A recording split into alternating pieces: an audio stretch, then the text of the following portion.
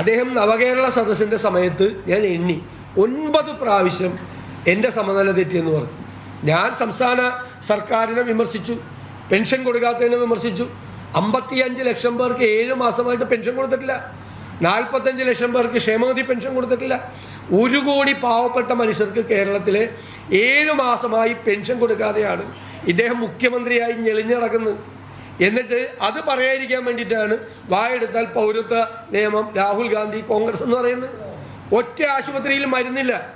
മരുന്ന് കമ്പനികൾക്ക് കൊടുക്കാനുള്ളത് കോടികളാണ്. കാരുണ്യ കാർഡ് ഒരു സ്വകാര്യ ആശുപത്രിയിൽ സ്വീകരിക്കില്ല. 1500 കോടിയാണ് കാരുണ്യ ഇതിൻ്റെ ബെനവലന്റ് ഫണ്ടുമായിട്ട് ബന്ധപ്പെട്ട് കാസ്പ് കാർഡുമായിട്ട് ആശുപത്രികൾക്ക് കൊടുക്കാനുള്ളത്. മാവേലി സ്റ്റോറിൽ സാധനമില്ല. 16,000 കോടി രൂപ കരാറുകാർക്ക് കൊടുക്കാനുണ്ട്.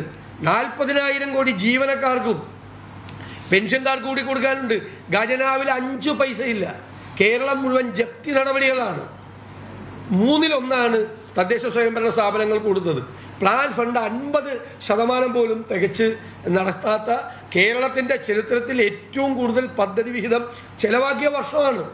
അപ്പം ഞാൻ അതിന് മുഖ്യമന്ത്രിയെ വിമർശിക്കുമ്പോൾ മുഖ്യമന്ത്രി എനിക്ക് സമാധാനം ഒരാൾ ഇദ്ദേഹം പണ്ടുപോലെ ഇത് പറയുന്ന ഒരാളാണ്. വൈദ്യുതി മന്ത്രിയായിരിക്കുന്ന സമയത്ത് SNC ലാവലിൻ്റെ ഫയൽ വന്നപ്പോൾ ധനകാര്യ സെക്രട്ടറി അതൊരിക്കലും SNC ലാവലിൻ്റെ ഇതിൽ പോകരുത്, തെറ്റാണ്, സംസ്ഥാനത്തിന് സാമ്പത്തിക നഷ്ടം ഉണ്ടാക്കുന്ന എഴുതി. അപ്പോൾ അന്നത്തെ ധനകാര്യമന്ത്രി വരദാചാര്യയുടെ തല പരിശോധിക്കണം എന്നാണ് അന്നത്തെ വൈദ്യുതി മന്ത്രിയായ ഈ മുഖ്യമന്ത്രി എഴുതി വെച്ചതെന്ന്.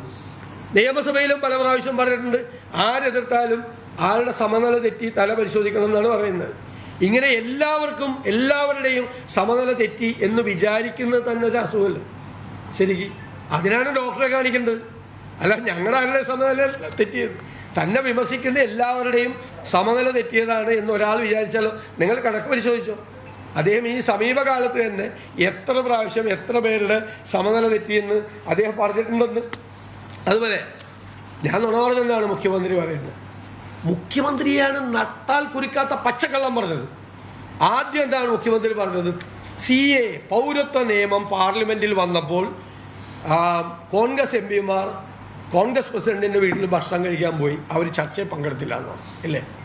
അപ്പം ഞാൻ ശശി തരൂര്, NK പ്രേമചന്ദ്രൻ, ET മുഹമ്മദ് ബഷീർ ഉൾപ്പെടെ ബാക്കിയുള്ള കപിൽ സുബലൊക്കെ ഉൾപ്പെടെയുള്ള ബാക്കിയുള്ള അംഗങ്ങൾ, കോൺഗ്രസിൻ്റെ അംഗങ്ങൾ അതിൽ ചർച്ചയിൽ പങ്കെടുത്തത് അതിൻ്റെ വീഡിയോ അയച്ചു കൊടുത്തു മുഖ്യമന്ത്രിയുടെ ഓഫീസിലേക്ക്. പിന്നെ അദ്ദേഹം പറഞ്ഞു രാഹുൽ ഗാന്ധി പൗരത്വ നിയമം എടുത്തപ്പോൾ വിദേശത്തായിരുന്നു. പിന്നെ പൗരത്വ നിയമത്തിനെതിരായിട്ട് കോൺഗ്രസ് വോട്ട് ചെയ്തില്ല എന്ന് പറഞ്ഞു.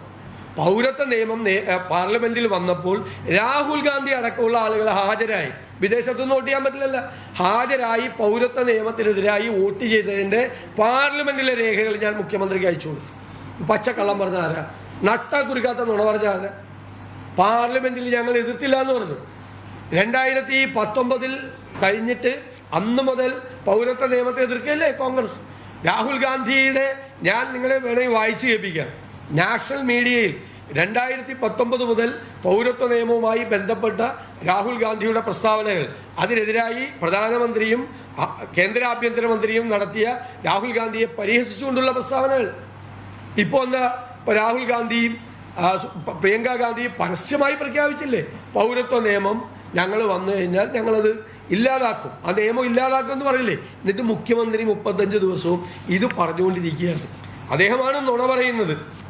പിന്നെ അതുപോലെ ഇടതില്ലെങ്കിൽ ഇന്ത്യയില്ല, പുതിയ മുദ്രാവാക്യമാണ്. എന്താണ് ഇടതിന് ഇന്ത്യയിൽ കാര്യം? ഇന്ത്യ എന്നുള്ള ആശയത്തോട് എന്നാണ് ഈ കമ്മ്യൂണിസ്റ്റ് പാർട്ടി യോജിച്ചിട്ടുള്ളത്? സ്വാതന്ത്ര്യ സമരത്തിൽ പങ്കെടുത്തില്ല, ക്വിറ്റ് ഇന്ത്യ സമരത്തിനെതിരായിരുന്നു. സ്വാതന്ത്ര്യം കിട്ടിയപ്പോൾ കരിദിനമായി ആചരിച്ചു. ഒരു ഗവൺമെൻറ് ആരംഭിച്ച് ഇന്ത്യ ഒന്ന് പച്ച പിടിച്ച് അതിൻ്റെ ഏറ്റവും ബാല്യനാളുകളിൽ ഇവർ കൽക്കട്ട തീസിസ് കൊണ്ടൊന്ന് രാജ്യത്ത് അട്ടിമറി ഉണ്ടാക്കാൻ അവർ ശ്രമിച്ചു. ഈ സംഘപരിവാർ ശക്തികളെക്കാൾ കൂടുതൽ ഹിന്ദു മഹാസഭയേക്കാൾ കൂടുതൽ ഗാന്ധിജിയെയും നെഹ്റുവിനെയും രൂക്ഷമായി വിമർശിച്ചത് കമ്മ്യൂണിസ്റ്റ് പാർട്ടികളാണ്. ഇവർ ഈ 2021 ആദ്യമായി ദേശീയ പതാക പാർട്ടി ഓഫീസിൽ ഉയർത്താൻ തീരുമാനിച്ചത്. ഈ 2021 അതായത് 73 വർഷം കഴിഞ്ഞിട്ട്, സ്വാതന്ത്ര്യം കിട്ടിക്കഴിഞ്ഞിട്ട്. ഇന്ത്യ എന്നുള്ള ആശയത്തെ ഏത് കാലത്താണ് കമ്മ്യൂണിസ്റ്റ് പാർട്ടി CPM അല്ലെങ്കിൽ പഴയ കമ്മ്യൂണിസ്റ്റ് പാർട്ടി അതിനോട് യോജിച്ച് നിന്നിട്ടുള്ളത്? അവരും ഈ ഹിന്ദു മഹാസഭയും ഈ ഹിന്ദുത്വ ശക്തികളും എല്ലാം അന്ന് കോൺഗ്രസിനെതിരായിരുന്നു, അവരെല്ലാം ഒരുമിച്ചായിരുന്നു. പിന്നെ മുഖ്യമന്ത്രി പിണറായി വിജയൻ പറഞ്ഞല്ലോ RSSന്റെ വോട്ട് വേണ്ടാന്ന് ഞങ്ങൾ പറഞ്ഞിട്ടുണ്ട്, പക്ഷെ എപ്പോഴും പറഞ്ഞിട്ടില്ല, ചില സമയത്ത് അത് വാങ്ങിച്ചിട്ടുണ്ട്. പിണറായി വിജയൻ RSSന്റെ വോട്ട് തേടി ജയിച്ച് ജനപ്രതിനിധിയായിട്ടുണ്ട്, MLA ആയിട്ടുണ്ട്. എന്നിട്ടിത് പറഞ്ഞുകൊണ്ടിരിക്കുകയാണ് ഇപ്പോഴും അത് തന്നെ സംസാരിച്ചത്. അപ്പോൾ ഇടതില്ലെങ്കിൽ ഇനി എന്ത് സ്ഥാനമാണ് ഇടതിനുള്ളത്? കോൺഗ്രസ് ഇല്ലെങ്കിൽ എങ്ങനെയാണ് ഈ ഫാസിസ്റ്റ് വിരുദ്ധ വർഗീയ വിരുദ്ധ പ്ലാറ്റ്ഫോം ഉണ്ടാകുന്നത്?